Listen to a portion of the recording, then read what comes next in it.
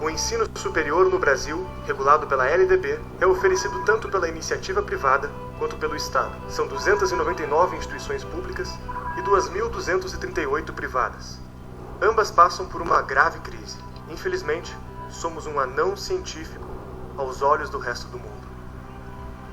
O governo do PT priorizou o investimento no ensino superior. O orçamento foi triplicado, saindo de 17 para 51 bilhões.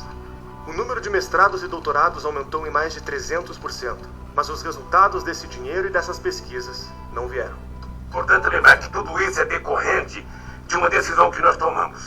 Ou seja, eu não esqueço nunca de dizer para os meus ministros, quando se tratar de educação, eu não quero que vocês utilizem a palavra gasto. Educação é investimento. É por isso que nós triplicamos o orçamento de 33 bilhões para 104 bilhões. Junto com o Lula, triplicamos os investimentos em educação. Por isso, tem de gastar dinheiro com educação. Não há milagre.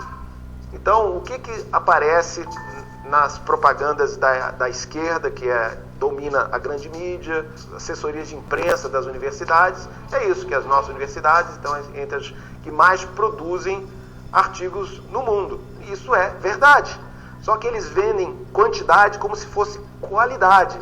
A USP está a oitava melhor universidade do mundo. Isso é uma mentira. A USP ela não é a oitava melhor, é a oitava maior. Eu não tenho nada contra a USP, eu estudei na USP, fiz parte do meu doutorado na USP. Agora a gente tem que falar a verdade. Se a gente quer curar uma doença, o doente ele tem que ser informado das suas doenças. É o que acontece na universidade brasileira. Ela está doente, muito doente.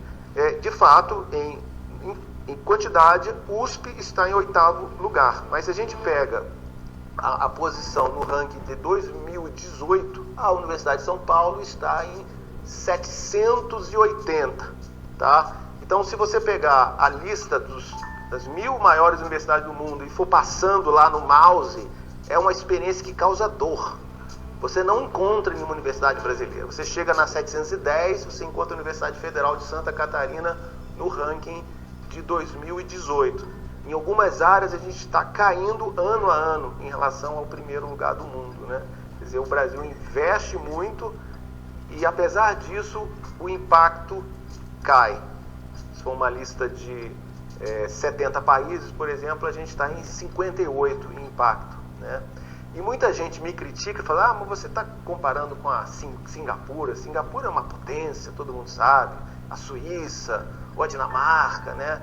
E a América Latina. Em que lugar a gente está na América Latina?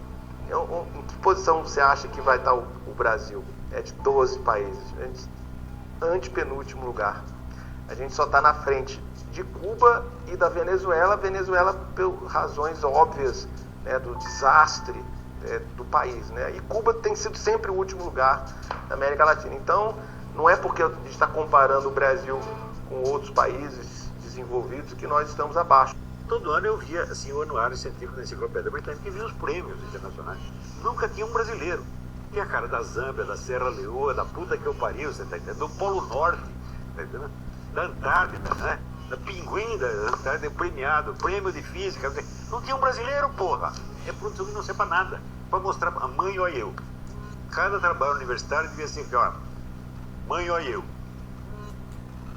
Olá pessoal, mais um pedacinho aqui do Brasil Paralelo para vocês entenderem um pouquinho, né, do que acontece dentro das universidades, das faculdades aí, e que eu acho que é uma coisa que a gente deveria observar com mais atenção.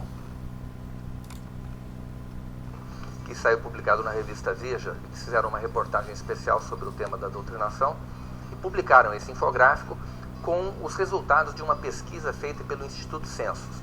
Perguntaram aos professores de educação básica se, na opinião deles, o seu discurso em sala de aula era um discurso politicamente engajado.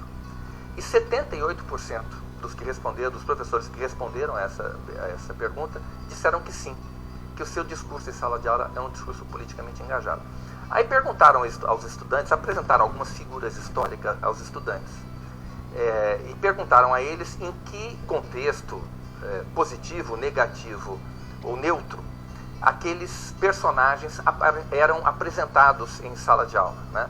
Os personagens, o primeiro que chamava a atenção, na época, 2007, era Che Guevara. E os alunos, 84% dos alunos, se eu não me engano, disse que Che Guevara aparecia em contextos favoráveis, né? Com uma visão favorável. E a gente sabe que isso é real. Então, pessoal, muitas vezes a gente não entende o que tem acontecido aí com essa juventude hoje em dia, mas aí fica muito claro, não é verdade? Quem passou pela escola, né, sabe muito bem que o garoto propaganda do comunismo era objeto de uma apresentação extremamente favorável, né? Não são todos os professores, mas uma boa parte deles se comporta dessa maneira. Pelo MEC. Claro que o MEC oferece uma pauta. Né? Ele diz assim, olha, o livro para ser comprado precisa seguir este critério, e são critérios ideológicos. Nem sempre os professores têm aquele cuidado de fazer uma seleção lendo realmente a obra, né? O que, na verdade, para onde ele vai? Ele vai lá para a metodologia, então vamos selecionar uma coleção que traga sobre construtivismo. E aí o professor vai lá na metodologia, dá uma olhadinha e tal, mas ele não lê o livro, ele não vê a obra toda. E aí ele seleciona e ele vem impregnado de ideologias, não só ideologia de gênero, ideologia política tem demais, né? A escola adotou aquele livro paradidático, as crianças estão lendo e de repente uma mãe se dá conta de que na obra existe a descrição de um estupro. É um garoto, a história de um garoto, né? Onde o nome é O Cobrador, o texto, né? É um garoto de baixa renda, né? E que ele se sente agredido pela classe média e alta. Então ele sai para cobrar a dívida social, né, contra a vida dele. Então ele sai e ele entra num condomínio, e no condomínio ele consegue entrar, subir até um determinado andar, e a moça diarista abre a porta, né? Ele entra, não faz nada com a diarista, porque se trata de alguém que é da classe dele, e ele diz que vai cobrar isso da dona da casa. Então ele estupra a dona da casa, e o livro traz toda a descrição, inclusive dele ejaculando na cara dela. Isso é terrível. Você imagina o que é um pai abrir um livro infanto-juvenil para crianças de 12 anos e 10 anos com essa descrição. E isso eu estou dizendo, aconteceu de verdade, foi adotado pela escola e os pais descobriram e fizeram tirar da lista do livro, de livros das crianças. Então, o programa livro didático, ele vem mesmo nesses últimos anos, ele se transformou numa armadilha, numa grande armadilha. Que chegaram para mim com os olhos marejados dizendo eu perdi minha filha. Aí, como assim, né? Eu perdi minha filha para o partido, para esses movimentos que estão acontecendo aí. Movimentos ligados a partidos políticos que estão transformados em grêmios estudantis e coisas assim.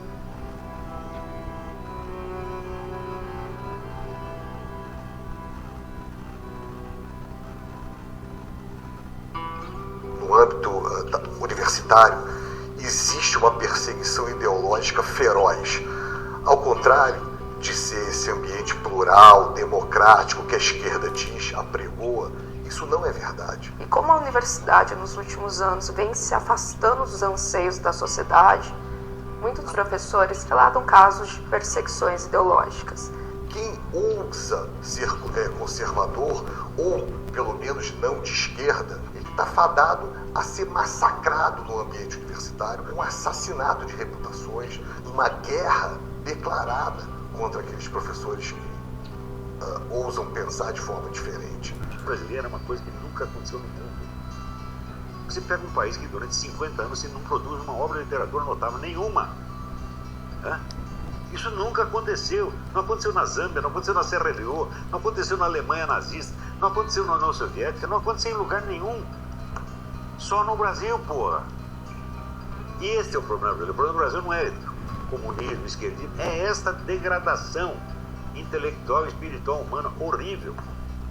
Em 2014, o Brasil parecia ter uma oportunidade de melhorar nossos índices educacionais.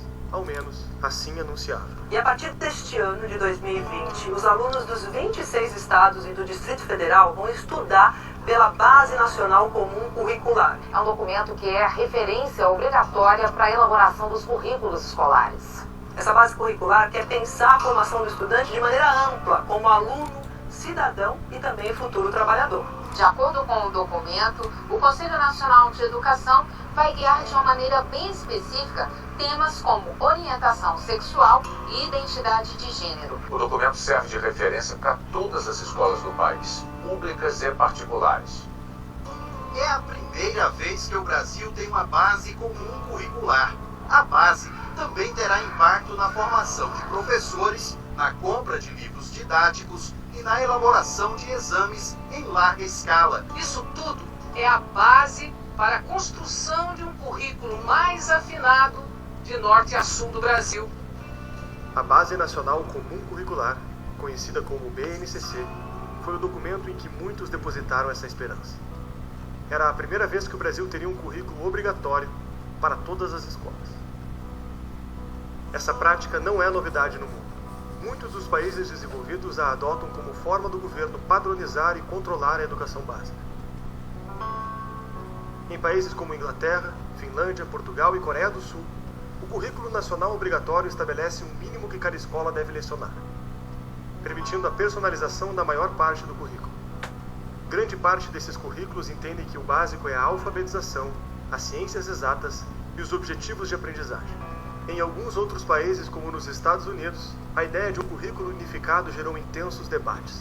A tradição americana de forte liberdade federativa fez com que alguns dos estados não aderissem ao currículo. O currículo obrigatório parece ser uma balança em que os governos escolhem um dos lados: mais liberdade das escolas e menor controle da qualidade, e menos liberdade das escolas e maior controle da qualidade. No Brasil, não foi necessário fazer essa escolha. Abrimos mão da liberdade sem perseguirmos a qualidade. O documento aprovado não seguiu as boas práticas de currículo comum dos países desenvolvidos. Estabelecem metas e conteúdos básicos para o essencial. A BNCC usou 600 páginas para descrever todas as disciplinas, em todos os anos. O documento descreve várias vezes o tipo de aluno que gostaria de formar, transformando o documento em um gabarito de visão de mundo e reduzindo significativamente a margem de liberdade da escola. Você veja, o grande educador americano John Taylor Gatto, ele descobriu o óbvio. Ele diz: você só ensina para o sujeito o que ele quer aprender. Se ele não quer aprender, ele não vai aprender. Então, você tem que pegar as pessoas e dar a elas a oportunidade da educação, não a obrigatoriedade da educação. Então, o que eles chamam de democratização da educação é uma imposição tirânica. Quer dizer, você está amarrando a mão do cara e dizendo que é um direito dele. Curricular comum, Lei de Diretrizes e Bases da Educação, Exame Nacional do Ensino Médio, Enem. Tudo no Brasil é único, é unificado, é centralizado, é federal, são leis próprias para aquele setor, mas com efeito e impacto nacional. Eu não sei se em Cuba tem um negócio assim. Com pai, não é que a minha filha aprenda que Che Guevara foi bom. Se ela aprender isso, ela vai chegar em casa, vai conversar comigo, eu vou dizer para ela que é mentira, eu vou mostrar para ela que é mentira. Eu não estou preocupado com isso. Agora eu estou preocupado que ela não tenha uma consciência individual, que ela não tenha um eu desenvolvido ao ponto de ouvir aquilo e duvidar, e vir falar comigo, e ir atrás, ou ir atrás por si só, ir atrás por ela mesma. O papel é ensinar a ler, a escrever. Você ensina a escrever, ensina a fazer conta, ensina química, ensina física. Quando você vê uma criança de 2, 3, 4 anos fazendo algazarra na rua, se atirando no chão, você fala: que criança mal educada. Quem educa é a família. Os conteúdos da sua cabeça. Quando você escuta uma história, lê um livro ou pensa em algo, ela projeta esses códigos tentando construir uma imagem nítida para quem pensa. Quanto mais nítida for a imagem, mais aprimorada é a competência de imaginar. Livros que apresentam o uso do idioma de forma sofisticada não só fazem uma musculação cerebral desse projetor, como estimulam a memória, as diferentes aplicações de expressões e palavras, apresentam as nuances do idioma, sofisticam a interpretação e ensinam um aluno a utilizá-lo da melhor forma. Os grandes clássicos, são os grandes cases de cada idioma. É lá que a linguagem encontrou a menor distância entre a escrita e a experiência. Eles elevam a nossa imaginação, tornando-nos capazes de aprimorar nossos sonhos, nossas virtudes e nossas competências. Quanto mais eu sei, mais eu sou. Adoro dizer isso. Mas é uma variação do Wittgenstein, que já dizia que os limites da minha linguagem são os limites da minha existência. São os limites do meu mundo. O que é essa linguagem? É a capacidade de aprendizado. É o que eu sei e o que eu faço com o que eu sei. Essa é a beleza do conhecimento. Então, pessoal, eu vou parar por aqui para não ficar muito grande, mas eu acho muito interessante, gente, muito interessante mesmo. Aconselho a todos vocês a procurar, né, se informar e ver sobre esse Brasil paralelo aí, beleza? Um abraço aí a todos.